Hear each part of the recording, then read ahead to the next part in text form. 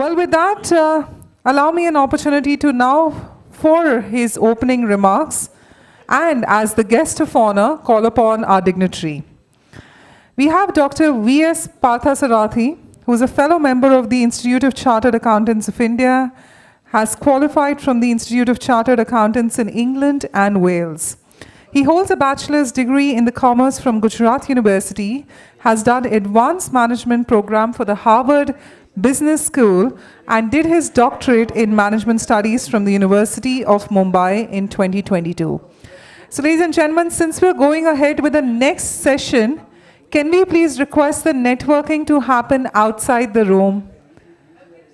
Can we request all of you to kindly settle down? Thank you so much. Thank you for understanding. Because we'd like to put the spotlight on our upcoming speaker, so maybe urge all of you to kindly settle down. Thank you. So with that, let's call upon none other than Dr. V.S. Parthasarathi, coach, mentor, and entrepreneur, independent director of LIC, for his opening remarks. And we look forward to your contribution on the same.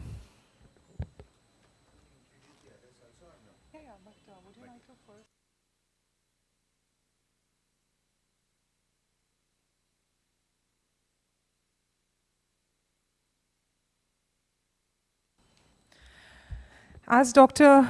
Parthasarathi just recommended that let's call all of them also on stage, and then he'll do his opening remarks. So let's allow me an opportunity to quickly call upon all our dignitaries as well on stage. So first up, of course, we have, I believe, Jinesh Chen. Jinesh, yes, perfect. Yes, we can see you.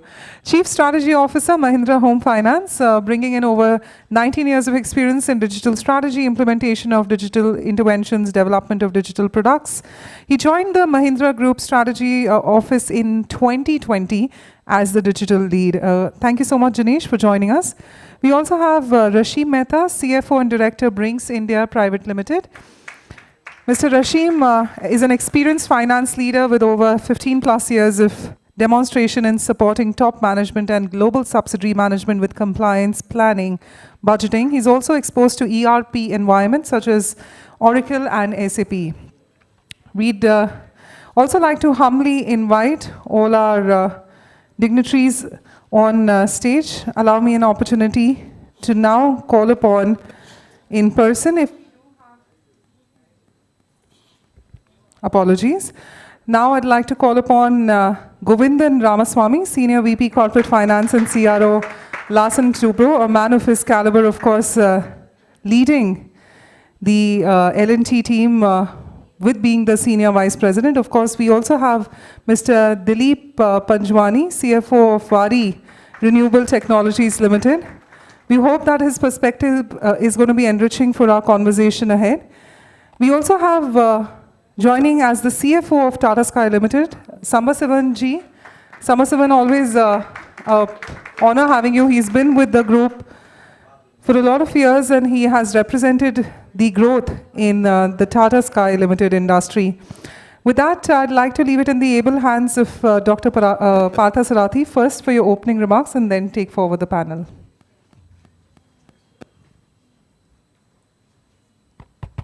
Thank you and good. Thank you. Can you hear me well? Yeah, from the back? Yeah, the one with this one? Okay. Thank you. Thank you for anglicizing my name.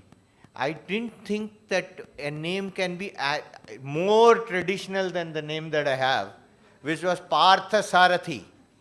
Parthasya Sarathi. Yeah, Parthka Sarathi. And that, madam, you anglicized it so well that I want to record it and take it everywhere I go. I said, this is internationalizing of this name.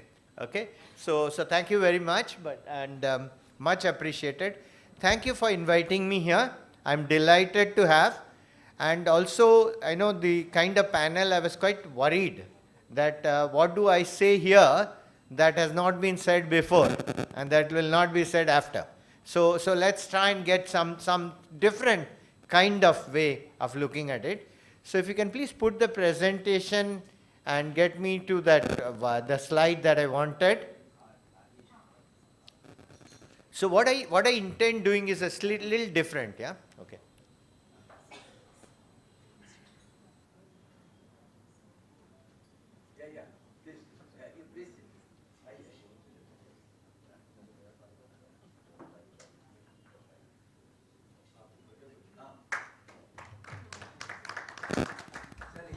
So, so we of course had Viral Shah who was to join us, but we right now have Mr. Rajesh Khemani, the director of Blossom Advisors and Consultants Private Limited. He also is a community partner with the CFO Club, so we hope that all the CFOs in the group benefit with that. Apologies on the same to Dr. I'm going to still use the internationalization version of your name, which is Dr. Partha Sarathi. Over to you.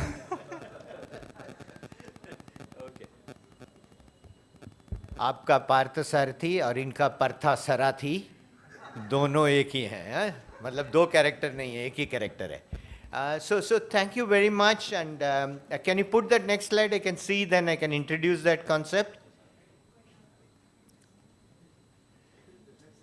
Okay, where is the? No. I can't see it here.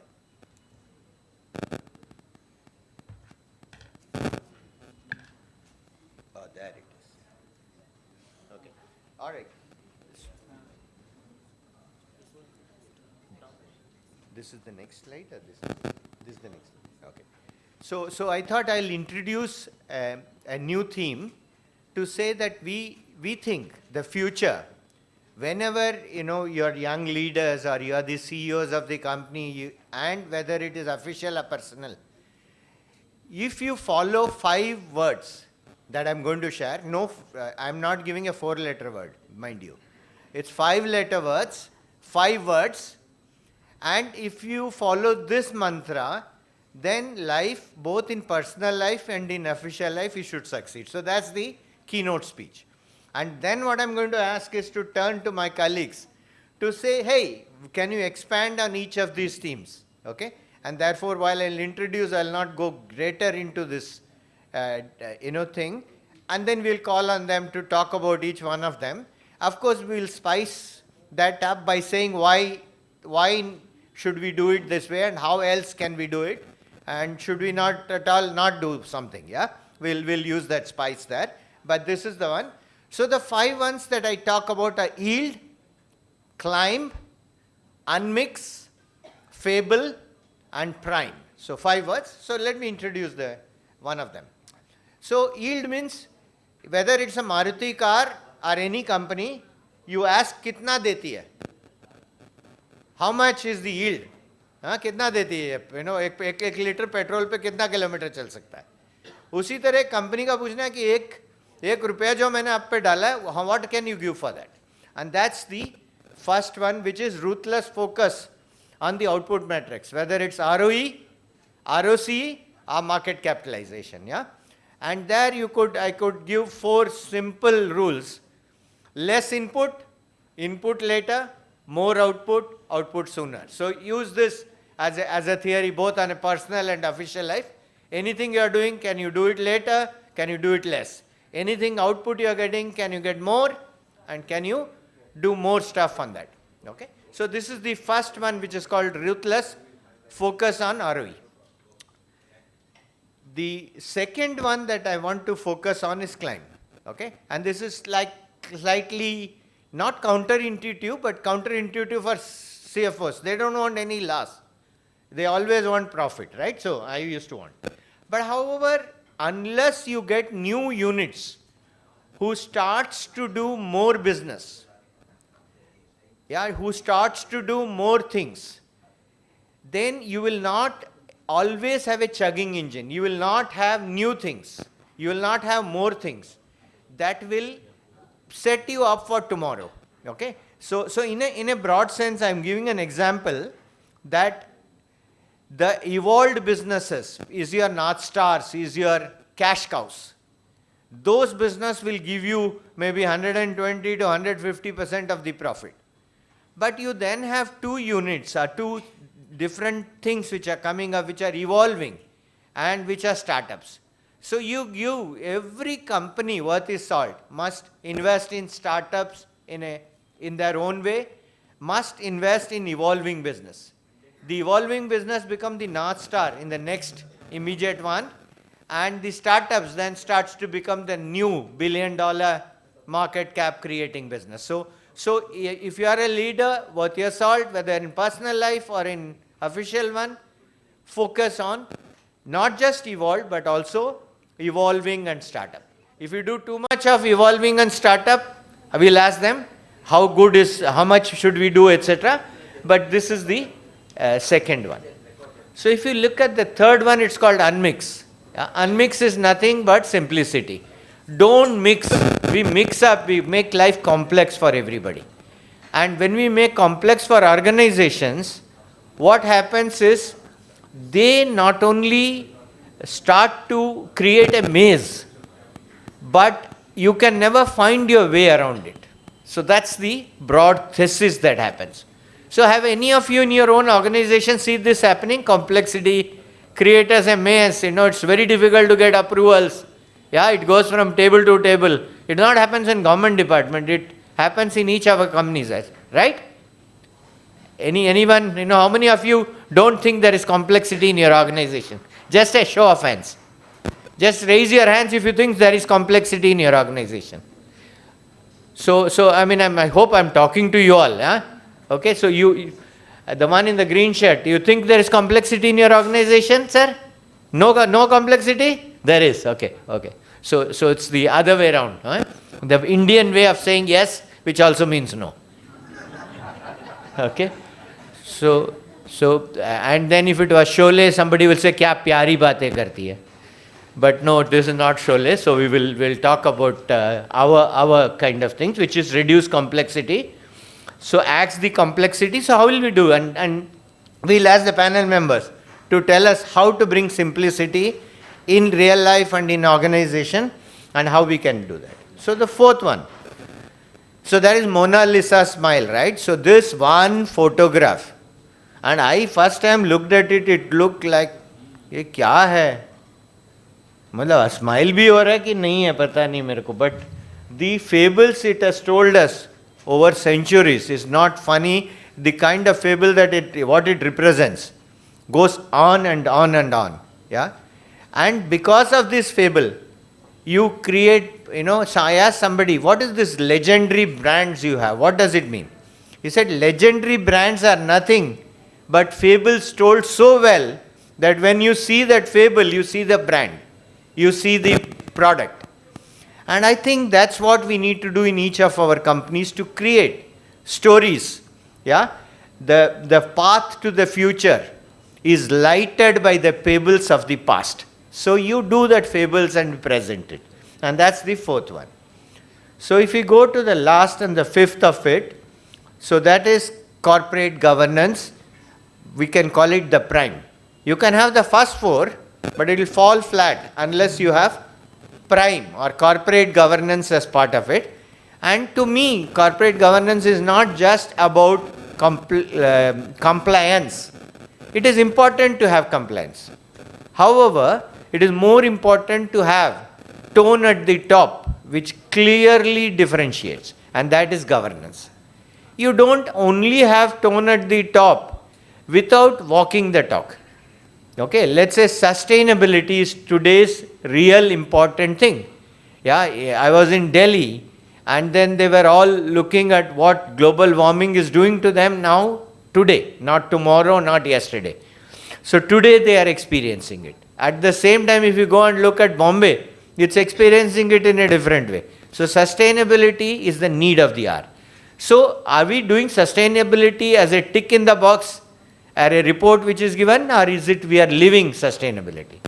And similarly, what about ESG? ESG is equal to sustainability, bigger, low, smaller, but are we doing enough about it? So all that converts us into what is called as prime. And if you have your prime place in the stock market, you will have prime place in your customers' minds, you have prime place in the lives of everyone that you are beloved to and you are a beloved of. Okay? And that will create that. And simply put, I just said, इस दुनिया में जीना हो तो सुन लो मेरी बात. ये 5 काम कर लो, बाकी सब हो जाएगा. Right? Yield, climb, unmix, fable and prime. Okay? So without further ado, let me just step from here. Okay? Yeah, actions for 2020. Yeah, it is 20 times vision, not 2020 year. 20 vision. 2020 vision. 2020 is a fable by itself. So that is why everything you say is a fable. It is not the year 2020. I could have made it 2024. But no, it is 2020 is that vision. Good observation. Yeah? Okay? And I was up to the task, right? Okay, thank you very much. So without much ado, let me go here and talk about this. So you can mark this. अच्छा, अगर तालियां बजाना है तो जोर से बजाओ यार, इतनी tricky. Now the real T20 will start. Okay, so here goes. So we have such a big and such a illustrious panel. So let me catch hold of them and say, Govindan, I talked about yield. Yield means how do you increase the performance of the company? How do the leaders, fit into that, what they should be thinking, what they should be doing? And to put a googly in, if I ask you the question, but हमको CFO को क्या करना है इसमें? तो मतलब करेगा तो CEO. Yeah, I think it's a very tricky question. I think return on capital employed theoretically is amount of capital and return what you make. But reality is a lot tougher, right? You typically have companies in a normal period, severe stress economic period and easy periods, right? And you need to have that return on equity framework, because when you have difficulties, if you are levered enough and you have too much of debt financing the whole thing, then you really have a lot of difficulties. So it's a balance you have to maintain. So it is important, I think, I would say return on capital employed is more important than return on equity, because the leverage sometimes is good and many times it is horrible, right? And I've seen in many companies, and including my own company, let's say real estate business, customer का पैसा से आप building बनाते हो, capital ज़्यादा equity लगता ही नहीं है. We can do real estate business with 1 crore, with a 1,000 crore project with 1 crore equity rotation करके आप कर सकते हो. Land इधर उधर जुगाड़ कर लो, तो you can show return on equity. But so it is important to go beyond the obvious mathematics, but look at the type of businesses. In real estate business, risks are very high. So other than the mathematical formula for return, you have to see the risks involved. And the risk-based return is a much better measure for managing the, you'll have a much stabler thing, right? And the whole company doesn't become mathematical. Like we get a lot of proposals. As a CFO, head of finance, and we get proposals. वो financial engineering सब marketing लोग तो MBA तो करते ही हैं, तो financial engineering तो आता है.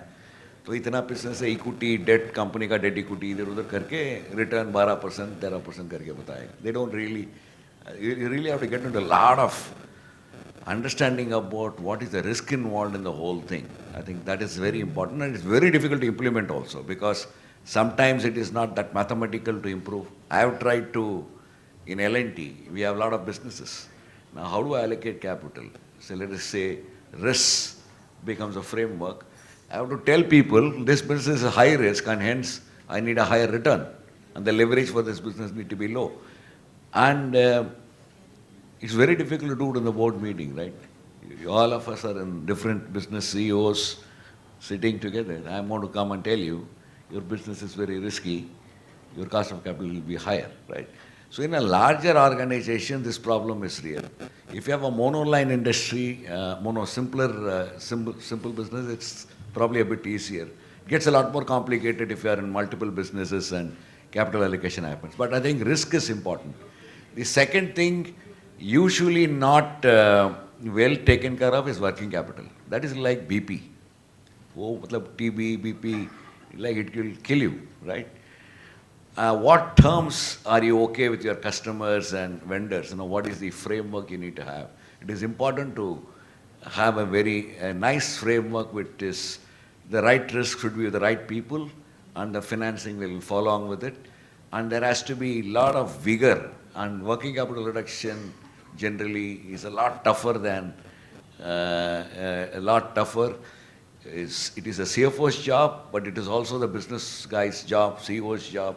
We'll have to work together. It has to become a strategy for the company to ensure the working capital comes lower. It takes years and decades to bring down, to change the business model and get it down to, like we used to have a working capital of 30% of sales.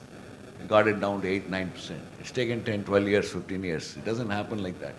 It takes years and years, but that is what long-term ROCE improvement and ROE improvement. That working capital is usually a big killer, right?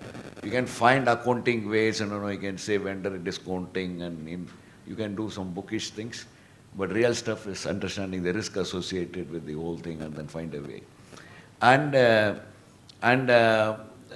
So these two things are working capital and the complexities in the risk of the business will have to factor in, and simple organization, normal basis, it's easier to manage the ROE, ROC, it is easier. But you also have to provide for downturns, significant downturns, either in your business or the global downturn, 2008, COVID and a war together. You can get slaughtered. Forget about return. You can go to a point of no return, meaning you can die, right? There are lots of companies who have gone through this period.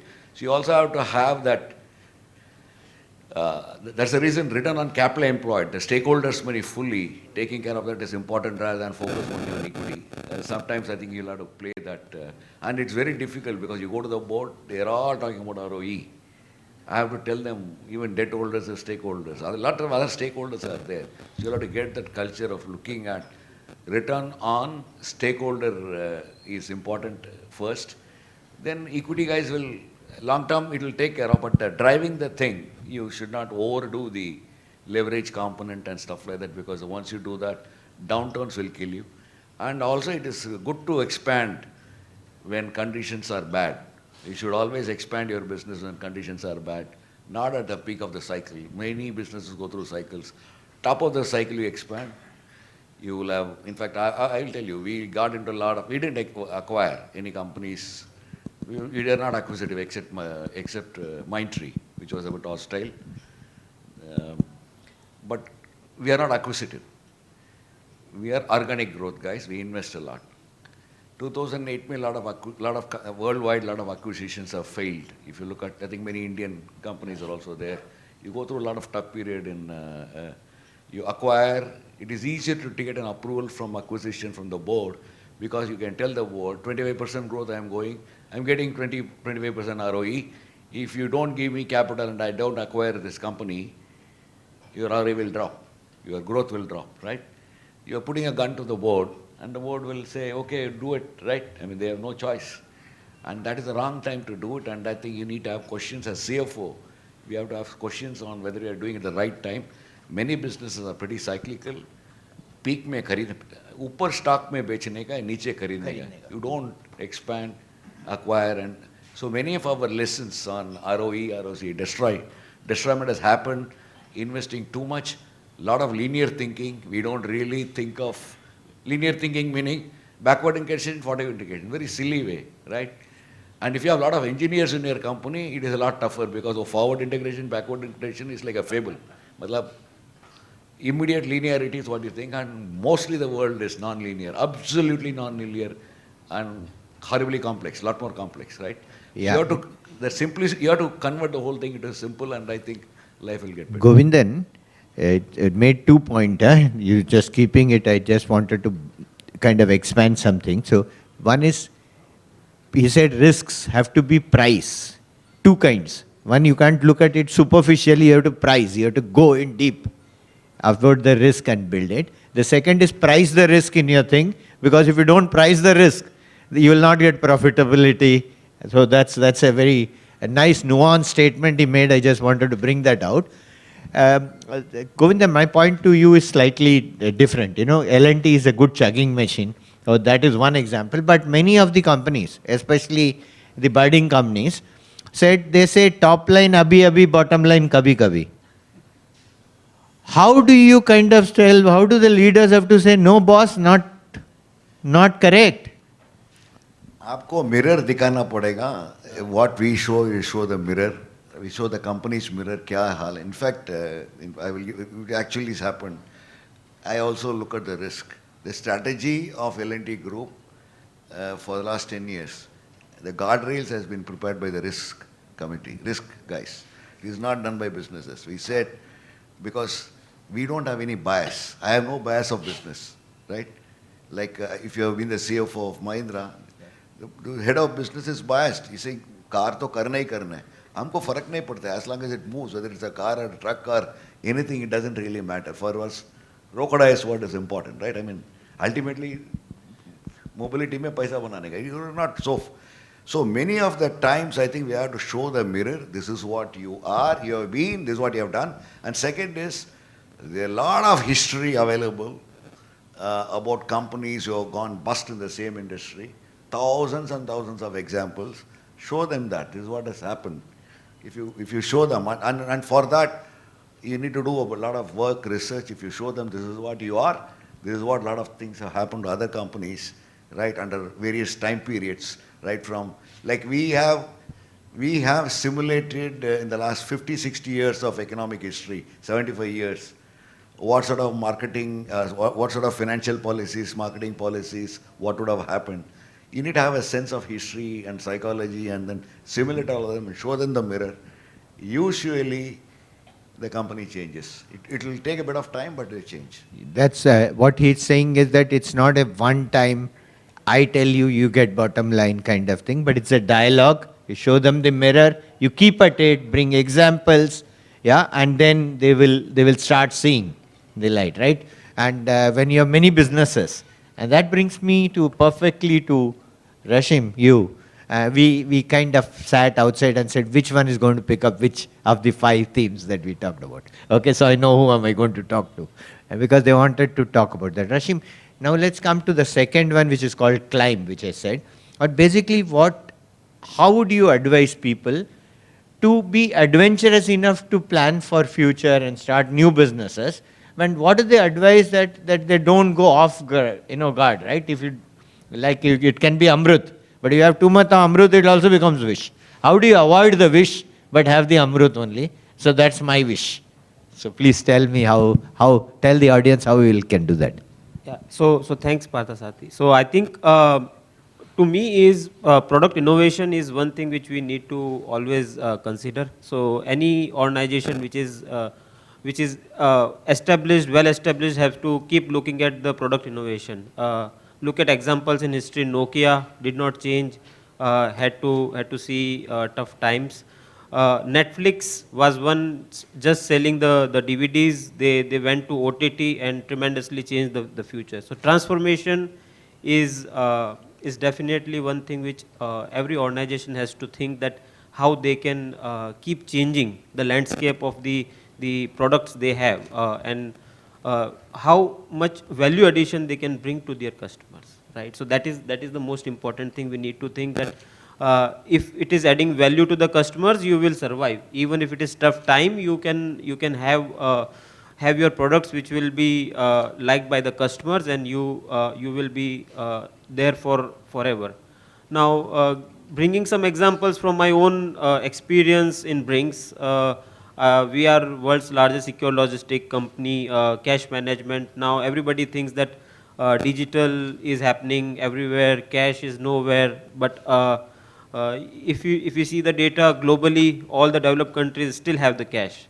Now, taking that risk, that okay, how to climb. Now, what we need to do is to make the products which are surrounding the same cash. That how do we do the cash management solutions for the customers, those who are struggling with cash. So we have like digital retail solutions, what we have identified. These are customized solutions for customers, giving lots of value addition, and see that how risk they have taken, and if they are taking risk, how we can support them, right? Now, the advice to anybody that whoever looking at the new products, they have to see that the value addition part is not a miss. No matter whatever investment you are doing in your research, make sure that you get the returns, you try fast. If it is failing, change your strategy. That's my take. Thank you. Just let me ask this one. Thank you for being quite crisp on your this one, and you made some very, very good points. If somebody is saying that I want to do this new business, but next 2 years it will make loss, you're saying we have to support them, right? It's the nature of business. But how big should be the bet that it doesn't starts to kind of impact your original? What is there any thumb rule, anything that you have which you can share with the audience? Yeah, so I think whatever you need to see that how big is the opportunity. You have to do the calculation, analyze the market share, see that what is the potential into the product what we are going to launch. Now, if the product is big enough, let's say one more example I can give from our ETF solutions. What we have recently started is warehousing the deep storage for bullions. Now, when we started 3 years back, the opportunity was very, very small. These days, as we see that the opportunity, investment, the market potential is very big, it is going to grow, it is going to be there. So, if you see the potential is there, in 2 years, you see what investment you are going to put in, what are the payback period. If it is going to give you payback very early, then you should be staying in. Have your working capital requirement analyzed. Sir has talked about yield. So you have to be careful that you are getting projects which are positive.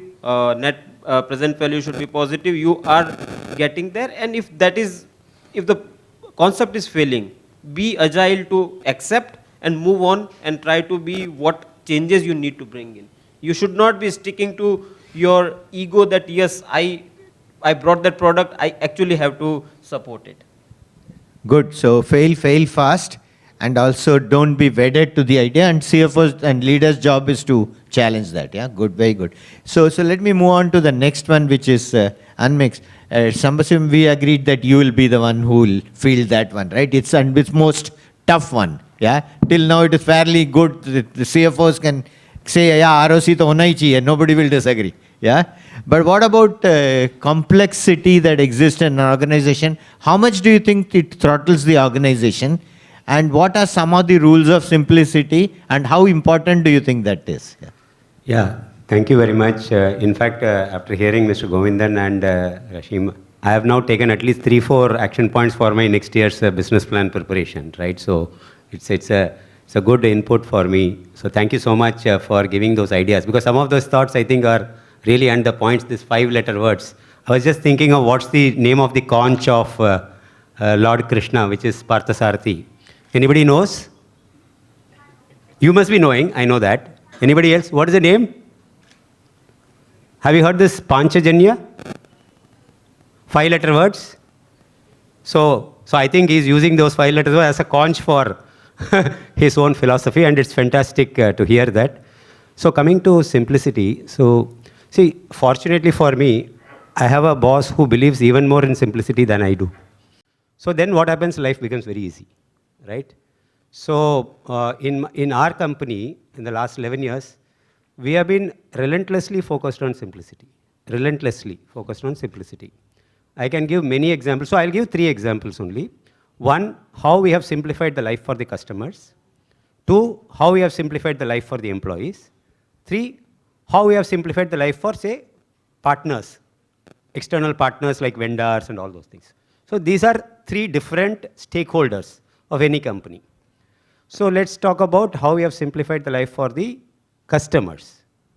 So how many of you do recharge through online methods? I think most of us do online recharging, right? Can you put your hands up? All of you put, I think, monthly payments, electricity bill, gas bill, telephone bill, this bill, that bill, everybody is doing online, right? So we also started doing that because when I joined this company, this online was not a big phenomenon in those days, right? I'm talking about 2013. So the journey started then, not after COVID. After COVID, it accelerated. After 2018, that 8th of November, I think, right? It accelerated a big time when Paytm became the master of whole thing. But even before that, we had started the journey. And we worked on a lot of things on how to improve, how to make recharge easier for the customer. The question we asked is, can there be 1 or 2 or 3 steps, maximum 3 steps before which the recharge has to happen? So we continuously kept on evolving. If you are a user of Tata Play mobile app, for example, you will see continuously there have been improvements on making the recharge very easy. So I'll give you some data points. When I started in 2013, when the company was about 7 years old, the online recharge percentage was less than 20%. Less than 20%, about 18, 19%. So turn to now, it is about 80%. And the amount of savings one gets because of the cost of collection offline versus online, it is 1:4. Offline collection is 4 times more expensive or even sometimes 5 times more expensive than what it is. And considering that the volume has actually tripled, or I think it's nearly 3.5 times, imagine the amount of savings one would have got because of the just change of the mix. And just simplifying, it's making life simple, simple, simple.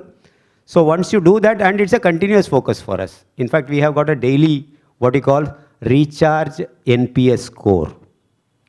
What is the net promoter score for recharge? When we started 10 years back, it was hovering around 10 and 11. Now it has reached about 50. An NPS score of 50 is like in a recharge, this thing, that too coming from nearly maybe 50,000, 100,000 customers on a daily basis. It's not a small number, right? So that is something which has helped us. That is one example. And it's in crores, savings is in crores of rupees. Second is on employees. Employees, we have got many things, but I think people will realize that travel claims and the employee claims is one of the big bugbears for any employee, and how do we make life easy for them. In the past, it used to be manual and all those things. I'll just cut to the chase straight away. Right now, what we are doing is that because of the way in which we are kind of managing the whole thing, it is all, first of all, automated. There is a portal. We have got an external party. One portal is there. It's called Quest to Travel portal. So all the travel claims, all the employee claims, everything can go through the portal. It is all mobile linked. So the approvals are all automated. Even everything is like automated so that the experience is very, very seamless. So when we went back, say about 4 years back, 5 years back, we did a custom employee satisfaction survey. On a scale of 5, we got 4.52. So this was after 5 years of implementing that product. So on a scale of, for my employees getting a 4.52 score, employee satisfaction is not very easy. Particularly employees, they don't get satisfied so easily, right? So that is the second data point. And now it is further improving. This I'm talking about, this was done around COVID time. So now it is even better now, okay? Third is the how do we make life easier simple for the stakeholders like partners. So in the past, what used to happen is that when I think many companies do this, when you want to buy something, you have some 2-3 codes minimum. There is a governance policy which says minimum 3 codes has to be there. You have to go for L1 code, you have to go for this, that and all. So typically the process used to be like, you have to manually, select 3 vendors and get their feedback and all those things. Now everything is automated now. So we are using AI technology. We are also getting a lot of, I will not get into the details because it will take another 1 hour to explain the whole thing. I'll just give you some data point that the vendor's life has become so easy and so simple that they will know exactly like DTH couriers and all, no? They will know exactly where their purchase requisition is, where their purchase order is, where their payment is, when it is going to be paid. Nothing is humanly managed, everything is automated. So with that, I'll stop. Thank you.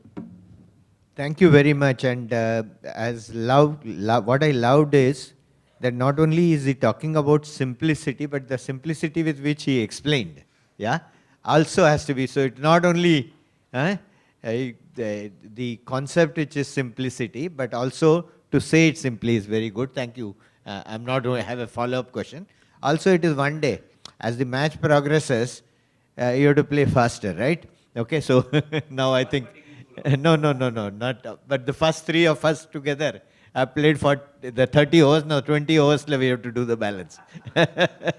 Okay, so let me come to you, Jinesh. Huh? Jinesh, you did pick about the next one, which is fable. Yeah. So fable is about telling the stories the right way, which is heard and creates brands. Talk to us about that. Sure. Thank you, Partharthi, and hi everyone. My pleasure, and I'm happy to be here. When I'm sitting amongst CFOs, what are we talking about stories and fables, right? We better speak about numbers, but let us talk beyond numbers because sometimes stories are more powerful than statistics.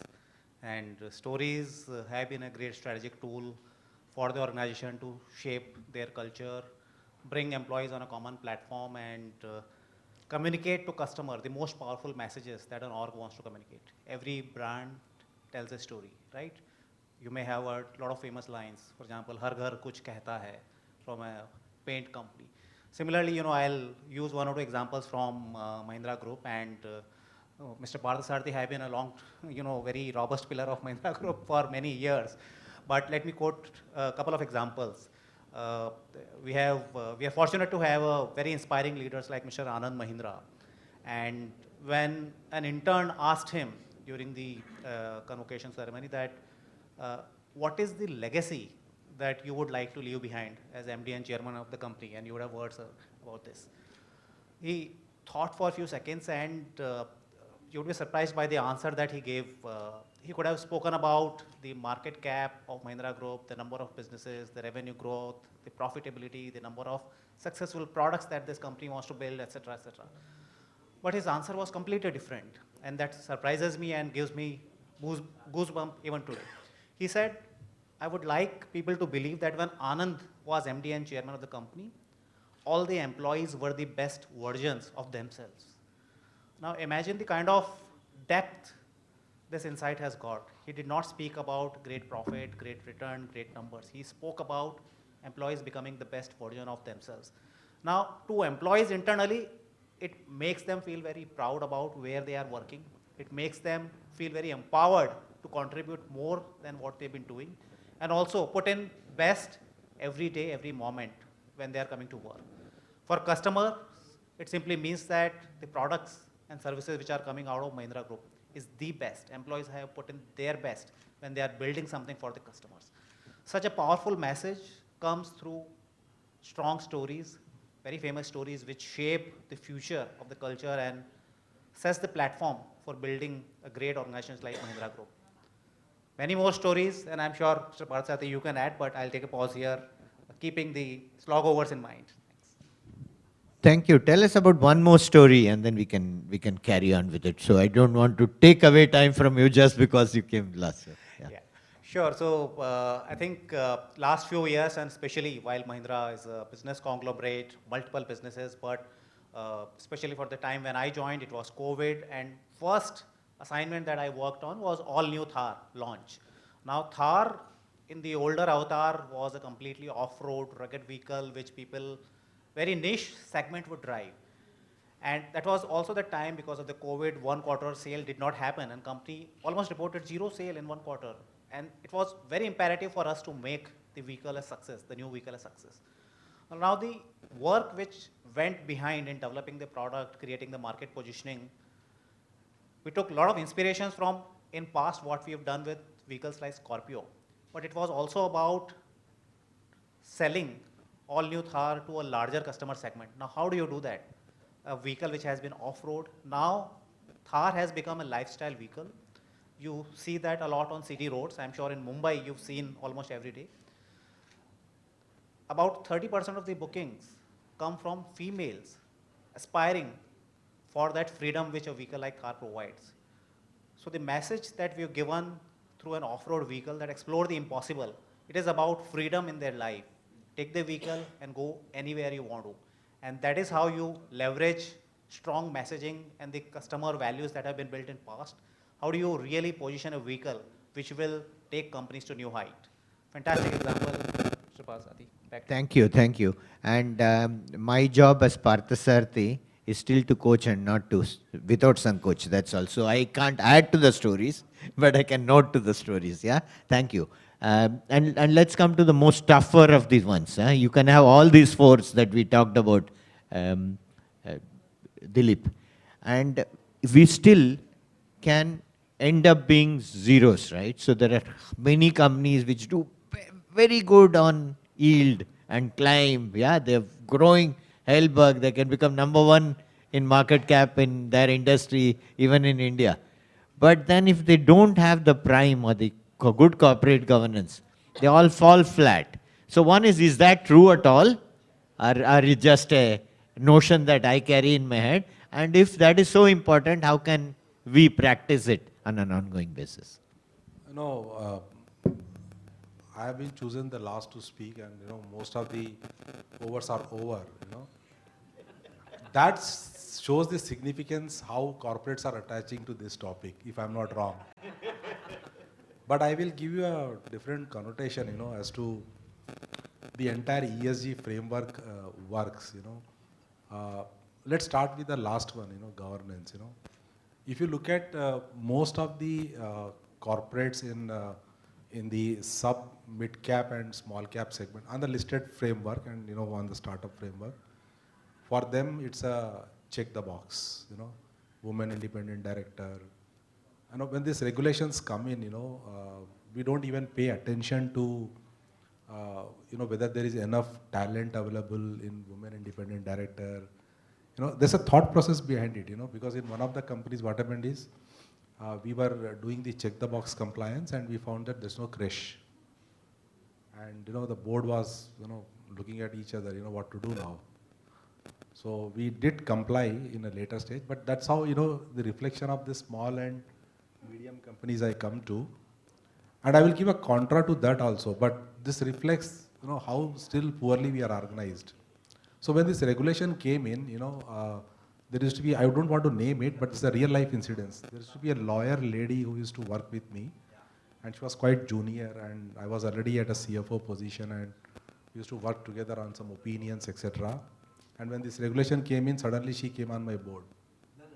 And now she is my independent director, So that's the check the box that we do, Go to sustainability and environment, I would like to now touch upon environment, I work for Vari Renewables, so, I come across this, daily, and in my stakeholder communications, I keep talking about C&I market share, and Europe has this carbon tax that's going to come in 2027, and I still keep staring at my sales, where is your pipeline on C&I, There's no renewable thing happening on this thing.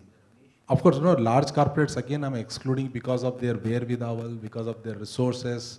And anyway, there is a economics behind environment and sustainability for them, so they anyway do it, But, the sooner they wake up, these smaller companies, looking even beyond economics, it is important. Now I will come to my pro opinion, on this.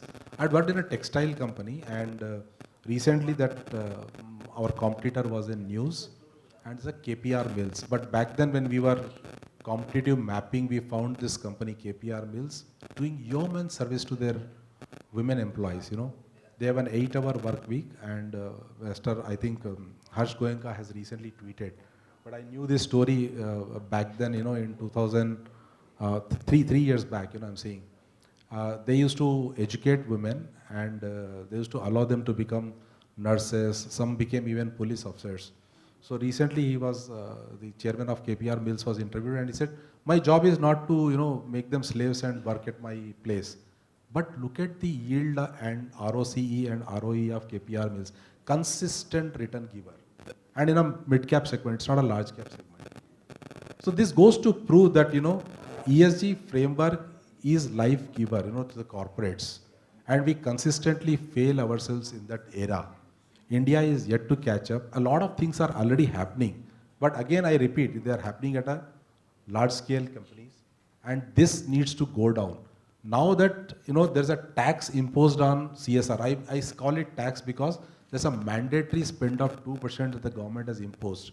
But how do we spend it, Look at the annual reports of the companies and you will find them. The second instance and the last instance that I would like to quote before I conclude, because overs are getting over, before we are before we run out.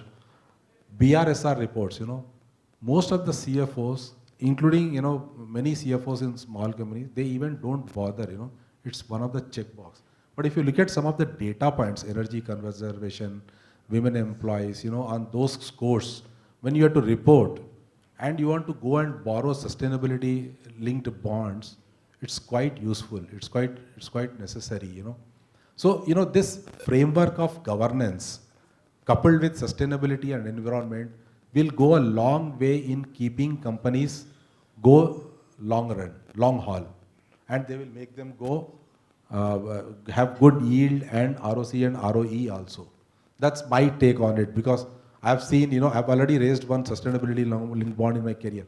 We got 15 bips reduction in interest rate just because of that bond.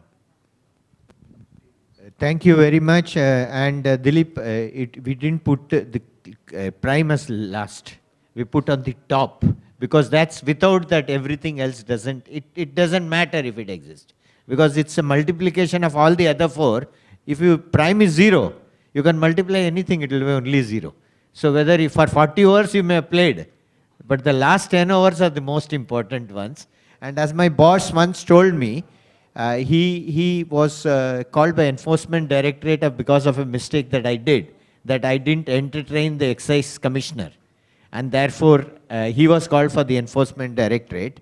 And after spending 7 hours standing at the age of 80, in standing in the enforcement directorate, as he came out, he made the first call to me, who was the junior most. And he said, "Thank you." And I said, "What thank you?" I thought, I'm losing my job, but thank you. And the reason he thanked me was because he said, "You have allowed me to show that we walk the narrow path. When we do, even the chairman may be hauled. But do we withstand it or not, is what the prime is all about." And you've given some example to say that. And these are also the fables. These are also the etho of unmixing, directly from top to the bottom, and communication, which conveys to the entire community. Rajesh, I want you to take 2 minutes to summarize. What do you think, क्या कहा गया और क्या नहीं कहा गया? मतलब no planned questions. Go at it. The, the point is, all the 5 steps has been already taken. So I'm the Stepney on this panel. And as Sambasivan has said, long distance can be played with, drive can be made with Stepney only. Otherwise, you don't have a safety in hand. Okay. So see, the prime which Dilip has taken, it will envisage and cover everything in some manner or not, because the ethos, the culture, come from top to bottom.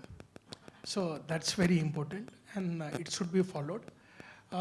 In that, I want to highlight the ESG part very specifically, because that has been the part of our Indian culture, Indian ethos, where we used to follow as a part of our tradition, whether it was a business or whether it was at home. I'm sure our father used to tell us that they were not allowed to waste a food in a plate, though we were lucky that we didn't got that much of guidance that you should not spoil. We had a lot of surplus. So ESG way has always been there, and if it's being followed, I'm sure it will take care of a lot. And in terms of the growth, if you look at the startup world, a new age business, they are coming with a lot of solutions, and a lot of business are coming and they are bringing a lot of ESG. One example I will take from a mobility sector, which is shared mobility. There were a lot of the cars were available, transportation options were available, and they were underutilized. They were getting wasted. Now we have a ride-based carpooling services and car hailing services. They are really bringing a lot of efficiencies, because the car will get a business where they are, so they will not waste the petrol and diesel from that location to go back to their home. So I must say, when we talk about new business, I think Mahindra has also done a lot on mobility side, like Meru and other businesses where there were shared mobility.